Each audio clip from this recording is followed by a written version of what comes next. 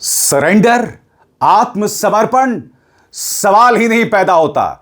Iran ने America को दिया है मुंह तोड़ जवाब, क्योंकि अमेरिकी राष्ट्रपति डोनाल्ड ट्रंप ने कहा है कि ईरान को बिना शर्त आत्मसमर्पण करना पड़ेगा, मगर ईरान ने कह दिया सवाल ही नहीं पैदा होता। समानांतर तौर पर क्या खाड़ी देश अमेरिका के खिलाफ बगावत कर रहे हैं? आखिर सऊदी अरब ईरान के साथ संपर्क क्यों साध रहा है? सबसे बड़ा सवाल, इस वक्त इंटरनेट पर एक वायरल दावा किया जा रहा है कि खाड़ी देश अमेरिका से $6 ट्रिलियन वापस ले रहे हैं और अमेरिका के साथ $250 अरब के रक्षा समझौते को रद्द कर रहे हैं। क्या है उस वायरल दावे की हकीकत? इसमें दो राय नहीं है दोस्तों कि सऊदी अरब इस वक्त ईरान से संपर्क साध रहा है, और यानी कि एक तरह से कहा जा सकता है कि यह एक किस्म की बगावत है अमेरिका के खिलाफ, और यह अमेरिका के लिए अच्छी खबर नहीं है। मगर सबसे पहले दोस्तों मैं आपको बतलाना चाहता हूं ईरान ने किस तरह से मुंह तोड़ जवाब दिया है अमेरिका को, क्योंकि अमेरिका ने कहा है कि बिना शर्त समर्थन करो वरना हम ईरान को बर्बाद कर देंगे। क्या कहा ईरान ने? गौर फरमाएं। ईरान ने यह बात खारिज कर दी है कि उसने ट्रंप से बातचीत करने की मांग की। एक वरिष्ठ ईरानी अधिकारी ने कहा कि जब तक नया सुप्रीम लीडर नियुक्त नहीं हो जाता तब तक किसी भी तरह की बातचीत पर विचार नहीं किया जाएगा।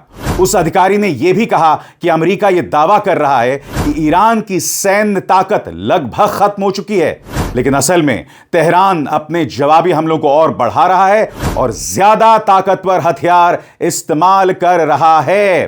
दोस्तों याद कीजिएगा, इसी मंच पर मैंने आपको बताया था कि किस तरह से तेल अवीव, इस्राएल की राजधानी तेल अवीव, खुर्रम शहर 4 मिसाइल से थर्रा गया था। इसमें दो राय नहीं है कि ईरान पलटवार कर रहा है, मगर एक बात पर गौर कीजिएगा, कई लोग यह दावा कर रहे हैं कि ईरान यह युद्ध जीत रहा है। यह भी बढ़ा चढ़ाकर पेश किया गया दावा है। दोस्तों मेरी क्या जिम्मेदारी है कि आपके सामने हकीकत पेश करूं जो फैक्ट्स पर आधारित है।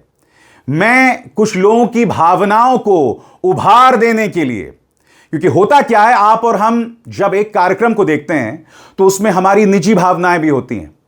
मैं निजी भावनाओं से ऊपर उठ के आपके सामने फैक्ट्स रखता हूं, तथ्य रखता हूं। और क्यों? क्योंकि मेरा मानना है कि मेरे दर्शकों को सच पता होना चाहिए, सच के अलावा कुछ नहीं। बहरहाल अमेरिकी राष्ट्रपति डोनाल्ड ट्रंप ने क्या कहा है आपके स्क्रीन्स पर? उन्होंने बाकायदा अपने सोशल मीडिया प्लेटफॉर्म ट्रूथ में यह लंबा चौड़ा बयान जारी किया है और कहा है मेक ईरान ग्रेट अगेन। क्या कहते हैं ट्रंप? गौर फरमाइए। ईरान के साथ कोई भी समझौता नहीं होगा, सिर्फ बिना शर्त के सरेंडर ही स्वीकार होगा।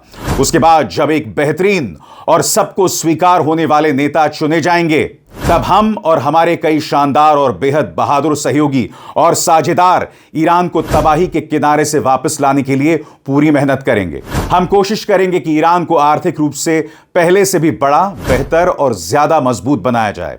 ईरान का भविष्य बहुत अच्छा होगा। Make Iran great again, मीगा। इस मामले पर ध्यान देने के लिए धन्यवाद राष्ट्रपति डोनाल्ड जे ट्रंप। सबसे बड़ा प्रश्न, डोनाल्ड ट्रंप ये समझ रहे हैं हकीकत क्या है? ईरान बेशक ये युद्ध इस वक्त जीत ना रहा हो, मगर ईरान लड़ रहा है, और इस वक्त हम किसी के भी जीत और हार का दावा ही नहीं कर सकते हैं, क्योंकि अभी युद्ध को महज 7 दिन हुए हैं। हम 7वें दिन प्रवेश कर चुके हैं दोस्तों। लिहाजा इस वक्त कोई भी यह दावा करे कि एक पक्ष की जीत हो गई है, वो गलत है। अमेरिका भी जो बातें कर रहा है, नुकसान की बात कर रहा है। यकीनन ईरान के अंदर 1300 लोग मारे गए हैं और इनमें अधिकतर बेकसूर बच्चे और औरतें हैं। यह बात एक तथ्य है, मगर यह कहना कि ईरान हार चुका है सरासर गलत है। और सबसे बड़ी बात, खबर क्या आ रही है दोस्तों, इस पर गौर फरमाइए। सऊदी अरब अब ईरान से संपर्क साध रहा है। ब्लूमबर्ग की खबर क्या कहती है आपके स्क्रीन्स पर? ब्लूमबर्ग की खबर आपके स्क्रीन्स पर, Saudi Arab has intensified engagement with Iran to defuse war. सरल शब्दों में गौर फरमाएं, सऊदी अरब ने ईरान के साथ सीधे संपर्क बढ़ा दिए हैं ताकि मध्यपूर्व में चल रहे युद्ध को काबू में रखा जा सके, जो इस समय भारी उथल पुथल मचा रहा है और वैश्विक बाजारों पर भी दबाव डाल रहा है। ऐसा कई यूरोपीय अधिकारियों ने बताया। अधिकारियों के मुताबिक पिछले कुछ दिनों में सऊदी अधिकारियों ने अपने कूटनीतिक बैक चैनल के जरिए ईरान से ज्यादा तेजी से संपर्क किया है ताकि तनाव कम किया जा सके और संघर्ष को और बढ़ने से रोका जा सके। इन अधिकारियों ने कहा है कि यह बातचीत संवेदनशील और निजी है, इसलिए उन्होंने अपना नाम सार्वजनिक नहीं किया। उनके अनुसार कई यूरोपीय और मध्य पूर्व देश भी इन कोशिशों का समर्थन कर रहे हैं ताकि हालात और बिगड़ने से रोका जा सके। जी हां दोस्तों, सऊदी अरब कोशिश कर रहा है, समानांतर तौर पर चाइना भी अपने प्रतिनिधि को भेज रहा है मध्य पूर्व में। यानी कि पुरजोर कोशिश की जा रही है जिम्मेदार देशों द्वारा कि इस युद्ध को रोका जा सके। मगर ईरान साफ तौर पर कह रहा है, आपकी स्क्रीन पर ईरान के राष्ट्रपति मसूद पेजेश्कियां वो क्या कहते हैं, गौर फरमाया जाए। कुछ देशों ने बीच बचाव यानी मध्यस्थता की कोशिशें शुरू कर दी हैं। साफ कर दें, हम क्षेत्र में स्थायी शांति के लिए प्रतिबद्ध हैं, लेकिन अपने देश की गरिमा और संप्रभुता की रक्षा करने में हमें कोई हिचक नहीं होगी। मध्यस्थता उन्हें समझनी चाहिए जिन्होंने ईरानी जनता को कमाका और इस संघर्ष को भड़काया। सबसे बड़ी बात दोस्तों, मैं आपको बतलाना चाहता हूं कि संयुक्त राष्ट्र भी इस मुद्दे को लेकर चिंतित है। संयुक्त राष्ट्र के महासचिव एंटोनियो गुटेरेस ने यह बयान जारी किया है और इस बयान का लब्बो-लबाब यह है कि जिस तरह से इस जंग में बेकसूर लोग मारे जा रहे हैं वो चिंताजनक है और एंटोनियो गुटेरेस कह रहे हैं कि इस युद्ध को तुरंत रोका जाए। मगर आप जानते हैं सबसे बड़ी त्रासदी क्या है कि इस बयान में भी अमेरिका और इस्राएल की आलोचना नहीं की जा रही। मैं मानता हूं कि इस बयान में ईरान पर भी दोष नहीं मढ़ा गया है, मगर आप भी जानते हैं कि ईरान बातचीत कर रहा था। ईरान अमेरिका की लगभग सभी शर्तों को मान रहा था, मगर फिर क्या होता है, आप सुप्रीम लीडर खामेनी जहां पर बैठक कर रहे होते हैं वहां पर हमला करते हैं और उन्हें मौत की घाट उतार देते हैं। सबसे बड़ी बात, सुप्रीम लीडर खामेनी को पता था कि उन पर हमला हो सकता था, मगर वो इंसान मौत से नहीं डर रहा था। उस इंसान ने बाहें फैलाकर अपनी मौत को स्वीकार किया। उन्होंने शहीद बनना स्वीकार किया और यही बात ईरान भी कह रहा है। ईरान के विदेश मंत्री के प्रवक्ता इस्माइल बागची क्या कह रहे हैं आपके स्क्रीन पर। प्रिय महासचिव महोदय, सीधी बात करें, यह कोई लड़ाई नहीं है, ये 2 परमाणु हथियार रखने वाले देशों द्वारा ईरान पर किया गया बिना उकसावे का हमला यानी अनप्रोवोक्ड एग्रेशन है। जब अमेरिका और इस्राएल ने ईरान पर हमला किया उस समय हम गंभीर कूटनीतिक बातचीत में लगे हुए थे और यह पिछले 9 महीनों में दूसरी बार हुआ है। आप वैश्विक अर्थव्यवस्था पर पड़ने वाले गंभीर खतरे की चिंता कर रहे हैं, लेकिन मासूम नागरिकों का क्या, जिनमें मिनाब शहर में मारे गए 175 बच्चे भी शामिल हैं और पिछले 7 दिनों में अमेरिका इस्राएल के हमलों में ईरान भर में मारे गए और घायल हुए कई और लोग। संयुक्त राष्ट्र को इस अवैध युद्ध के मामले में खुलकर बोलना चाहिए और अपने कानूनी व नैतिक जिम्मेदारी निभानी चाहिए। और आगे बढ़ने से पहले एक जरूरी संदेश, मेरे कार्यक्रमों के लिए आप नोटिफिकेशन का इंतजार मत कीजिए, मेरे चैनल में जाइए और खुद जाकर कार्यक्रम देखिए और रहिए अपडेटेड। दोस्तों, ईरान के लिए उसके वजूद का सवाल है, उसके अस्तित्व का सवाल है और वो संघर्ष कर रहा है, अकेले संघर्ष कर रहा है 2 परमाणु शक्ति संपन्न राष्ट्रों के खिलाफ। मगर अमेरिका के लिए मजाक बन गया है। दोस्तों, मैं आपको एक वीडियो दिखाना चाहता हूं। यह व्हाइट हाउस द्वारा जारी किया गया वीडियो, ऐसा नहीं है कि किसी अमेरिकी या ट्रंप अंधभक्त ने वीडियो बनाया है। इस वीडियो में न्याय और जीत की बात की जा रही है और यहां पर व्हाइट हाउस ने हॉलीवुड की तमाम फिल्मों के छोटे छोटे क्लिप्स का इस्तेमाल किया है। मैं मजाक नहीं कर रहा हूं दोस्तों।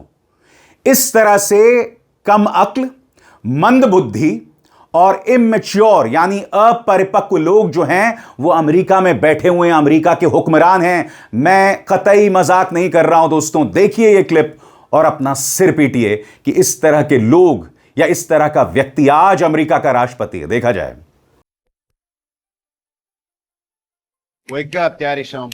Welcome home, son. Strength and honor. Strength and honor. What will you do without freedom? Mavericks inbound.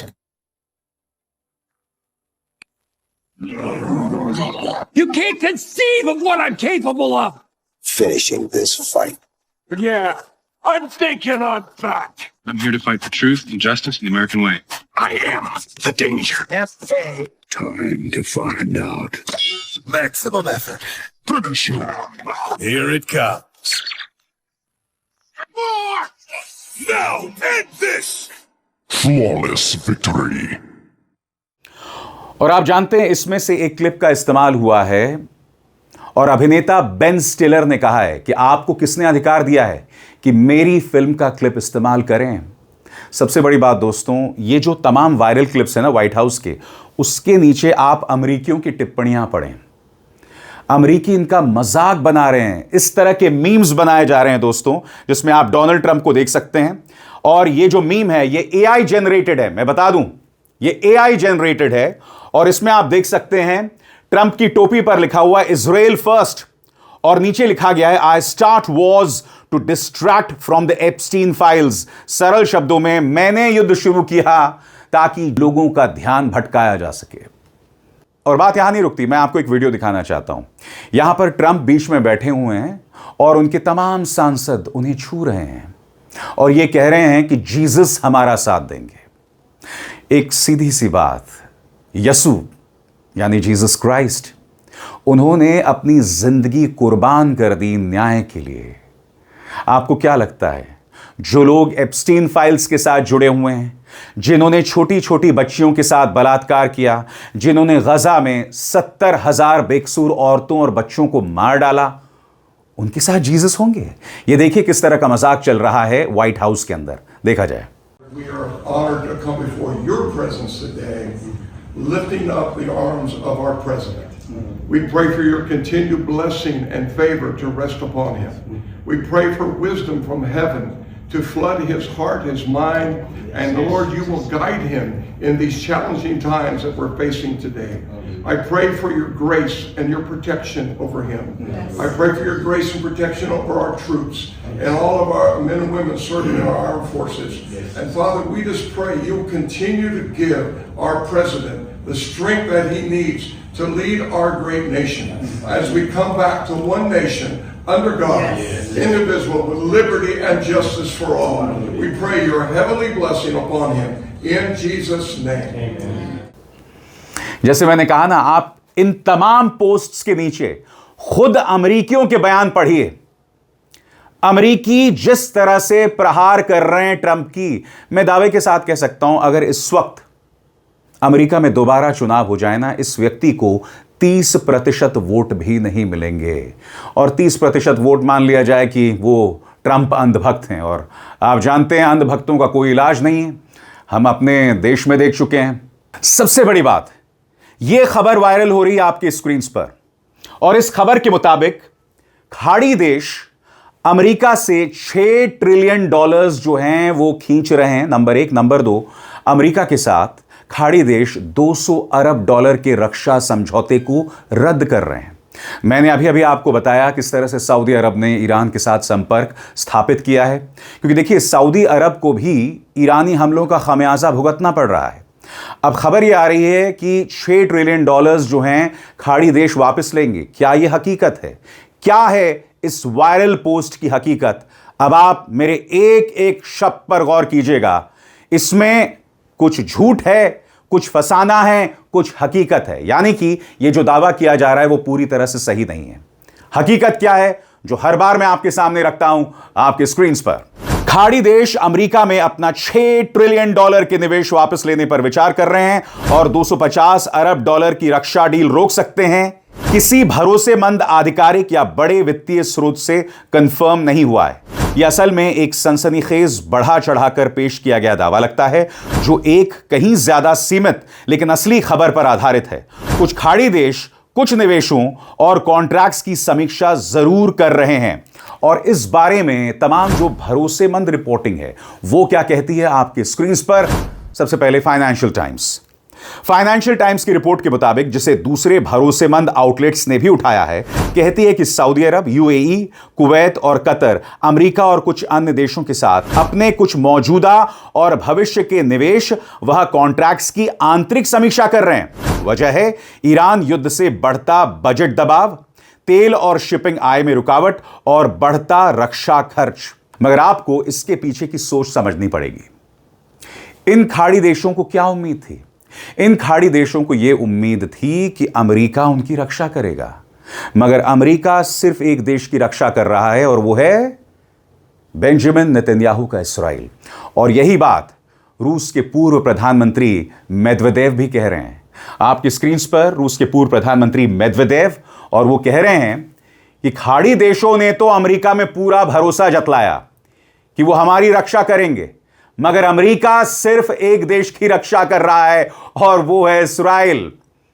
रूस ने करारा तंज कसा है अमेरिका और खाड़ी देशों पे।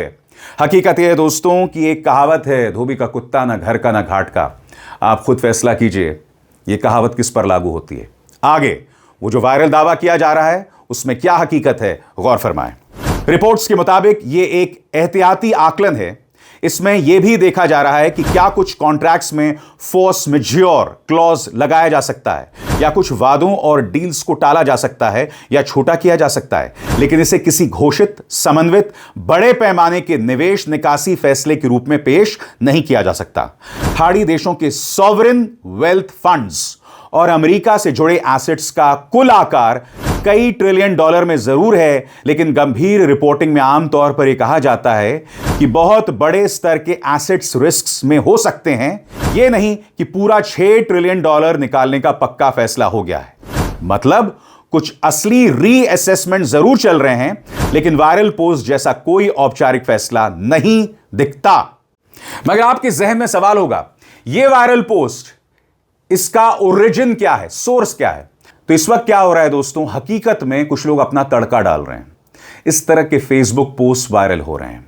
कुछ ऐसी एजेंसीज हैं जिनके अपने इंटरेस्ट हैं, बिजनेस इंटरेस्ट हो सकते हैं, लिहाजा वो इस खबर को वायरल कर रहे हैं कि 6 ट्रिलियन डॉलर्स खाड़ी देश जो हैं वो अमेरिका से हटा रहे हैं, जो सरासर गलत है। 250 अरब डॉलर्स के रक्षा समझौतों को रद्द किया जा रहा है, उसमें भी कोई हकीकत नहीं है। मगर हां, इन्वेस्टमेंट्स को लेकर तमाम देश खाड़ी के अमेरिका के साथ रीअसेसमेंट जरूर कर रहे हैं। क्यों? क्योंकि जो मदद का भरोसा अमेरिका ने दिया था, अमेरिका उस पर खरा नहीं उतरा है।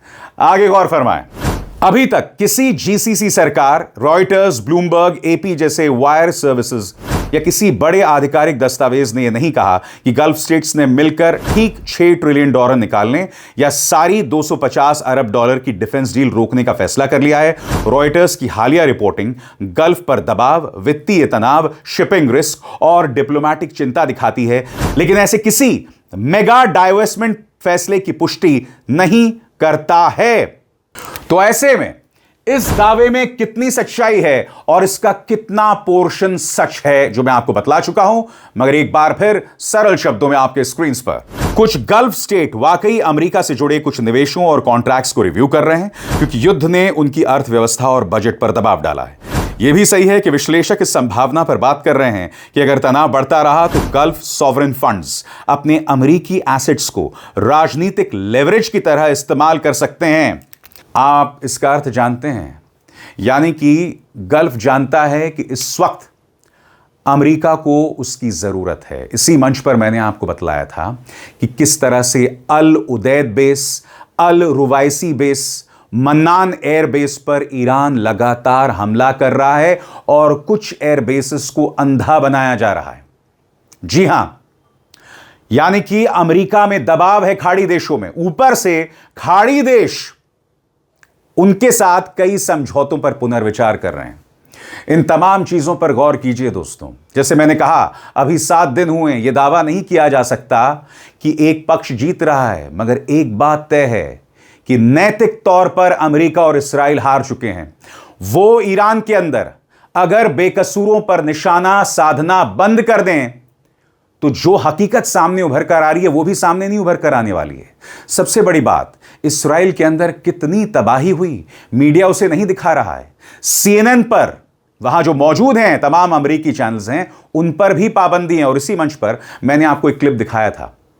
CNN की एंकर कहती हैं खुलकर कि हम वो नजारा नहीं दिखा सकते क्योंकि हमें इस्राइल ने मना किया है। अगर आप भूल गए हैं तो फिर से वो क्लिप देखिए। Go up there. We're not showing you that because we're not going to show. The Israeli government does not allow us or want us to show where that may have come up, that interceptor. तो देखा आपने, ये सब चल रहा है।